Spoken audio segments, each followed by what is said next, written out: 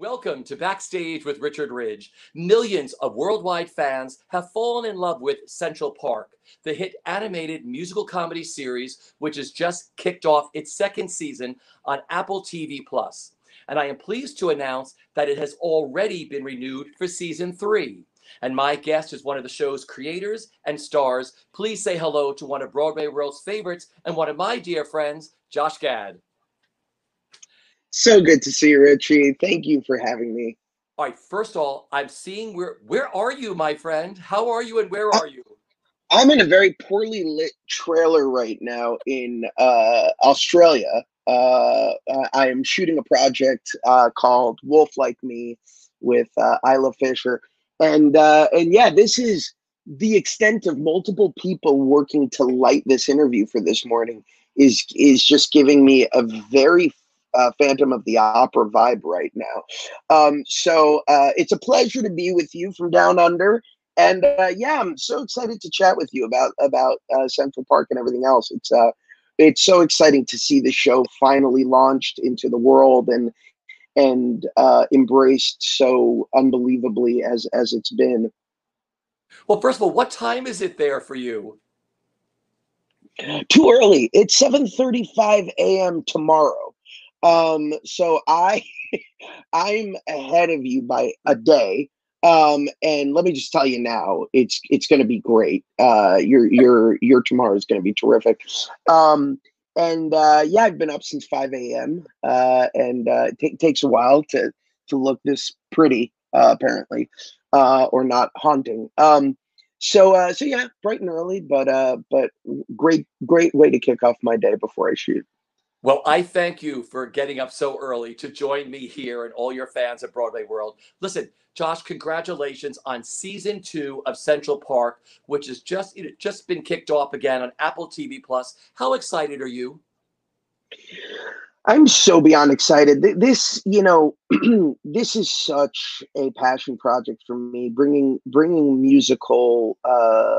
musical into the animated television space was something that I was eager to do for many years, and getting an opportunity to work with the brilliant Lauren Bouchard, who created Bob's Burgers, and Nora Smith, his co-creator on this, and working with the amazing musical folks that we've lined up from the Lopez Anderson team, who are incredible. Sorry, Samsel Anderson team, who are incredible. To Bobby and Kristen, who actually wrote a song for us, season 2.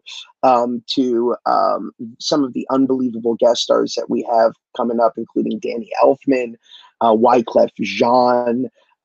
It's just been surreal. And this one in particular, this season, which we recorded completely from home and frankly worked on completely from home, from the animation to the recording sessions to the editing process, it was such a labor of love and something that was so fraught with adversity that to be able to even complete it was an unbelievable gift. But to be able to complete it, and honestly, I think it's even better than season 1. That has made the entire experience doubly rewarding for me. Because I was going to ask you, what was it like putting season 2 together in the middle of a pandemic when everybody was home? Surreal. I mean, you're talking about basically your entire creative team and your cast.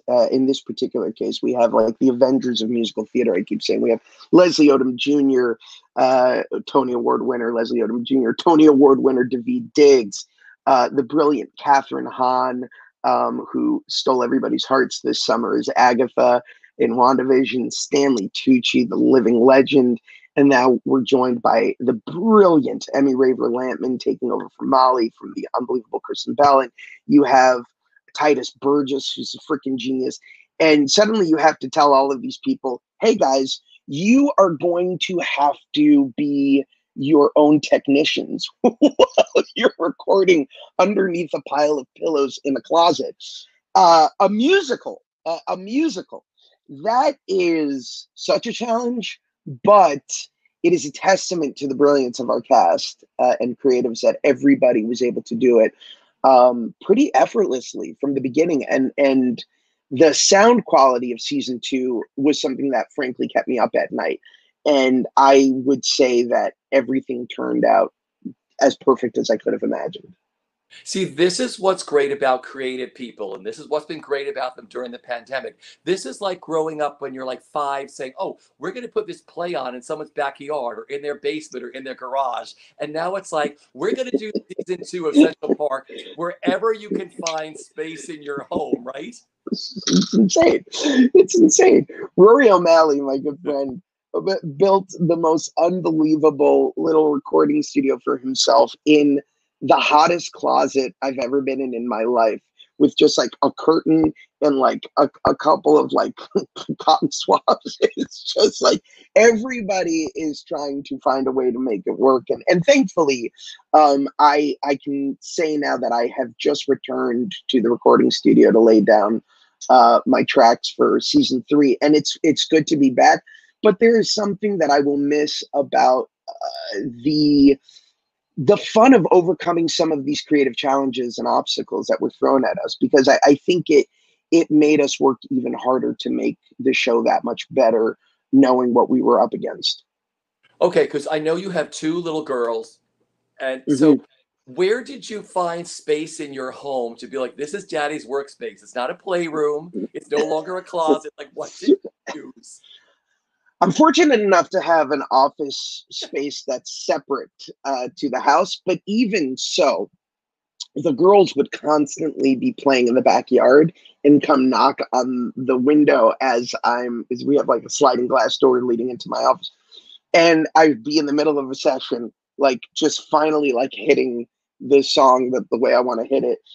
One example was a song in the first episode called "In the Dark" and or "Come into the Darkness." And as I'm like, I'm struggling to get my voice in order. My daughter Ava just comes in and she's like, "Hey, Daddy, do you mind if I play on the phone for a minute?" And I was like, "Really, baby? Like now of all times, when I have to hit this high note, you come in the door." So it's one of those things that definitely required nonstop surveillance, one eye out the window while the other is on the microphone. So it was a challenge, but also full of a lot of laughs. See, that's the silver lining, I think, to this whole pandemic. You got to stay home with your wife and your girls and watch them grow. I've spoken to Yeah, so many other performers, Josh, around the world, and I said, Richard, I know it was terrible, but the point is, I was given 15 months to be at home and be with my kids and be a dad or a mom. That must have meant the world to you too. I have said that so many times now. It really is not even the silver lining. It's the gold lining. There is something that I would have otherwise never been able to do, which is just literally be with my children for over a year every single day. Is the one part of this unbelievably fraught experience that I will forever be grateful for. Um, it's also doubly hard because now being back at work, it makes me miss them that much more when they can't travel with me. So it's definitely spoiled me, but it's also made me kind of rethink priorities and want to make sure that as much as I can balance both, I'm as home as much as I can be. Because I was going to ask you, how has being a dad changed the way you look at your life and your career? Everything operates through the prism of my 2 girls now. I used to make very selfish decisions, uh, and my wife is unbelievable. My wife Ida is somebody who genuinely does everything to support me and our family when I have to work, like I'm working right now in Australia. Um, but it's one of those things where, like, not only from a practical standpoint, but from a creative standpoint, so much of the stories that we're telling on Central Park, for instance, are through the prism of what it means to be a parent. And I would be hard pressed to tell those stories without living day to day in the experiences of the Gad family, which, much like the Bouchard family or the Smith family or all of our creative team, finds its way into our series in the Tillermans. Um, and I think it makes it that much more authentic. I think it makes it that much more relatable and that much more universal, because you're speaking from a truth that anybody who has kids can relate to. But that's what I love about this series. Millions of worldwide fans have already fallen in love with season one. You just kicked off season two. Thrilled that season three you've been renewed for. Tell me why you think this show touches so many people in all these different countries all around the world. Well, I think I was actually talking about this morning. There is a lot of content out there that's laced with cynicism. There's You can turn on any platform, any streaming platform, or any cable channel, or any network TV show, and at any given minute of any given day, find something dark and something that delves into the darker places of the human psyche. You would be much more hard pressed to find something that lifts your spirits and makes you feel good. And I think, in a way, it's sad to say, but it's almost like we think of feel good content as cliche, or something that is not not something that we can let ourselves give into. And to be fair, I think that there's been a lot of stuff that hasn't necessarily been great. But our objective in Central Park primarily was to make people smile. That was pre-pandemic. Post-pandemic, it's become that much more urgent. And I think shows like Central Park, shows like Ted Lasso, which is a personal favorite, are doing something that is much more rare, which is not leaning into the cynical parts of life, which I know represent the majority of where we are right now as a collective. But there's something about letting your heart and spirit soar, telling a story that fundamentally is about the human experience and perseverance through adversity, perseverance through hardships. But at its core, what makes life beautiful? What makes life sing? And our objective in doing this as a musical was, there are plenty of shows that treat music in a pastiche manner. There are plenty of shows that sort of comment on the musical form and sort of send up what a musical means. What I really set out to do with this, and it took a little convincing, but when Lauren and the team really grasped onto this idea, everybody ran with it, which is, our characters need to sing because they have no choice. Our characters need to break out into song, not to send up different musical tropes, but because literally there's no other option on the table. That what they're dealing with emotionally requires them to break out into song.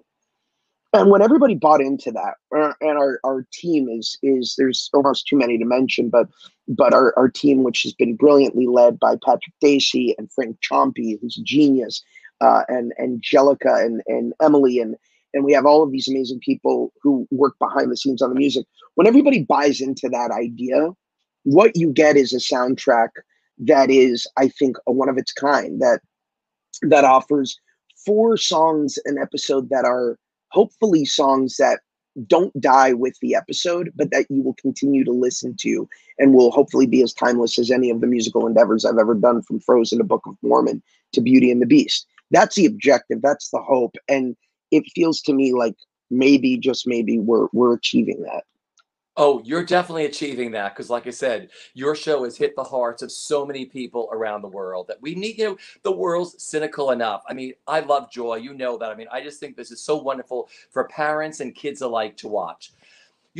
I just heard, Josh, that Broadway World is going to be hosting a Central Park themed TikTok dance challenge soon. So fans, Yes, keep your eye love on that. Broadway World's TikTok to find out more. I think it's next week. How cool is that? That's unbelievable. I am so bad when it comes to operating TikTok. I genuinely love a good TikTok. I'm not necessarily a good TikToker, but I cannot wait to see what everybody brings to the table, or to the screen, I should say, next week. That's going to be a lot of fun. I think I've got to get my TikTok moves together too. Do your girls have your girls do TikTok? They are not allowed to TikTok. They're a little young, but they definitely watch the some of the TikTok highlights, and they'll definitely be watching the Central Park TikTok dance.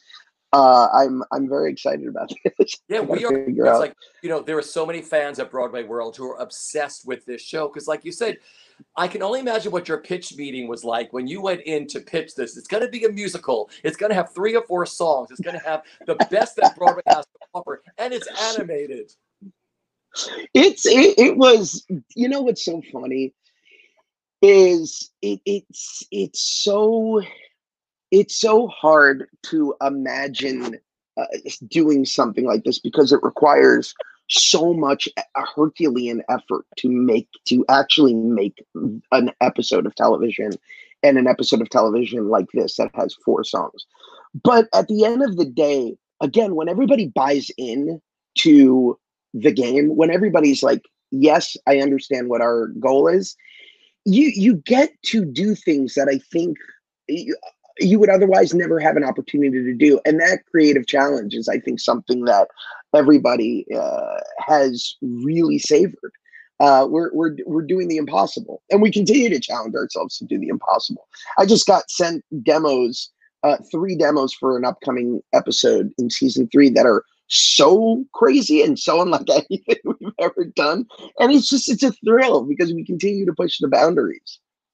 I just love the cast. You mentioned them earlier. You have got this, like, the very, very best that the theater and everything has to offer. You've got them. Now, you cast the show first, then you all wrote the characters? That is correct.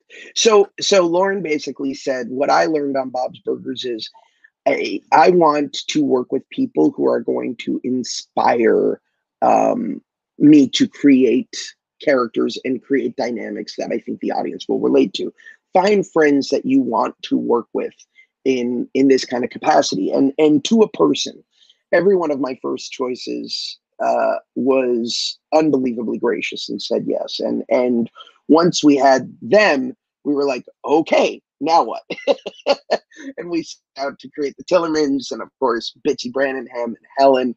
And it was an unbelievable experience where for about a year we just played around and created these characters from scratch, and then presented it to would-be buyers, and everybody was like, yes, yes, this is yes. And that's what you get when you have a cast like, again, like the Avengers of musical theater that we put together. And then there's the composers. You have had every major composer like, yeah, I'm going to write songs for Central Park. That must make you feel, everyone's like, Darren Criss, Sarah Bareilles, the Lopez's, everybody. I mean, that must make you feel so wonderful. It is insane. It does start with our in-house composers, Oh, and, yeah. and none more so than Kate Anderson and Elisa Samsel, who are truly next level. I mean, I think that, last season they set the bar for everybody else to follow, including the previously mentioned names. But season 2, they've, I think, even taught themselves. There's a song in episode 3 called Trying Too Hard that I think is one for the ages, honestly. And then once you have that brick and mortar, people can come in and just have fun. There's some unbelievable songs in season 2. Michael Bublé wrote us a song that is quintessential Bublé. There was a song coming up with Danny Elfman and Catherine O'Hara singing a Danny Elfman song, which is the first time that that's happened, I believe, since Nightmare Before Christmas. So it's like you pinch yourself in these moments. You know, we have a Big Boy song, we have a song by Shaggy. There's just an unbelievable playground for people to come in and just make it their own. Yeah. I know this is Central Park holds a very special place in your heart because this is sort of a full circle moment for you because weren't you had a really big audition for college, right? At For just Juilliard. what Yeah. happened? Yeah. So I dreamt of going to Juilliard. Actually, I think about a year ago, I shared my rejection letter from Juilliard. And I went in and I auditioned for Michael Kahn and all the folks over there. And I was my modern piece was Marty by Patty Chayefsky. And I felt like I killed it and there was no response. And I let it really fester in my head. And then I did a monologue from Henry VI. And I forgot the words and I started improvising Shakespeare for Michael Kahn, who literally ran the Shakespeare Festival. And I have never felt worse about anything. And I left and I was so down on myself. And I remember feeling so despondent. And my mom who was accompanying me on my audition tour, and my mom said to me, why don't we take a walk through Central Park? Let's shake it off. I said, it's great. And so we walked in, and I'll never forget, I crossed the threshold off Columbus into the park. And it was this surreal experience of literally stepping off the pavement onto the grass, and it started sprinkling snow. And I remember feeling in that moment, like no matter what, even though I felt like the world was over, everything was going to be okay. And it was. Later that day, I had an audition for Carnegie Mellon, which ended up being where I went to school and met Leslie Odom Jr. and Josh Groban and some of my lifelong friends and Rory O'Malley and everything worked out. That was also the trip where I saw 3 spectacular shows. I saw Ragtime with Audra, which kind of like blew my mind. I saw Art, which was unbelievable. And then I saw a visual masterpiece. I don't know how the show holds up, but I saw Titanic, the musical, which I'm sure many people watching this right now may remember. And I just remember saying, everything's going to be all right. And it was that Central Park experience that sort of like cemented that moment. I love these full circle moments where something comes back, and now you have 2 seasons. You're already been renewed for season 3. But you mentioned Broadway. I have to ask you. You have so many fans here at BroadwayWorld. How life-changing was the Book of Mormon and that role for you? It's a complete game changer. I mean, Broadway to me is where the real education begins, and doing spelling bee for a year was life changing in that it was my big breakthrough. But what Book of Mormon did was allowed me to create a character from scratch and allowed me to create a show from scratch, having workshopped it for 3 years before it even made its way onto the Eugene O'Neill stage. And that experience, that year and a half, of doing 8 shows a week and doing something at the time that was truly a pop cultural phenomenon was something that I probably will never be surpassed in terms of true creative, joyful experiences in my life. And I miss the stage every day. It's been a decade, which is far too long. And I am definitely salivating and chomping at the bit to get back, and always looking for the right piece, the right people, and the right moment. Okay, so I'm sure you'd like to originate something, but is there a classic Broadway musical that you're obsessed with? Like you're sitting in Australia in your trailer, like, oh, when I leave Richie, I'm going to put this on. Is there a dream role that you'd love to do? Oh yeah, I mean there's definitely two that stand out to me that I think one day I probably will hopefully end up doing when the time is right. You know, I've come very close, and it's just always been a scheduling thing to actually doing Pseudolus. That's one that I definitely have a, a continuous desire to bring back. I think it's been too long. It's actually one of the rare shows that hasn't had a revival since I think '96, Yeah. which I saw Nathan do it, and it blew my mind. And you know, and the others obviously Fiddler. I mean, I think that those are the two roles I was born to play, and both are roles I would love to put my stamp on one day in the tradition of British actors wanting to play Hamlet. I want to play Tevye one day because I feel like it's my job. So you know, those are the two. Those are really great ones. Like I said, I can't wait for you to come back to the stage. We are just about out of time. I want to thank you so much, Josh, for sitting. It's really early there. It's a day later. It's really early, but I want to tell our fans once again, season 2 of Central Park has just kicked off on Apple TV Plus. Thank you for dropping by. It is always a pleasure, my friend. I adore you. Thank you for having me. It's always a pleasure.